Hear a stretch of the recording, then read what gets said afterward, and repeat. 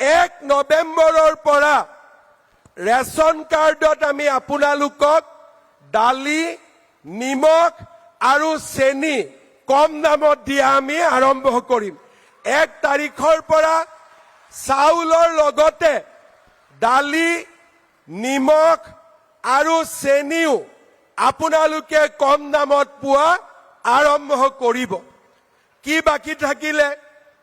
Gas বাকি থাকিলে আৰু মিঠাতেল বাকি থাকিলে, হয় নে নহয়? কি বাকি থাকিলে? গেছ আৰু মিঠাতেল, হয় নে নহয়? এতিয়া কাৰ কাৰ ঘৰত গেছৰ কানেকশ্যন আছে? হাত দাঙক। সকলোৰে আছে। এতিয়া আমি যে আপোনালোকক গেছৰ ফৰ্মখন দিছিলো, ফিল আপ কৰিলে নে নাই আপোনালোকে? কোনে কোনে ফিল আপ কৰা নাই হাত দাঙকচোন। ঠিক আছে, আপোনালোকে আমাক গেছৰ ফৰ্মখন ফিল আপ কৰি দিয়ক।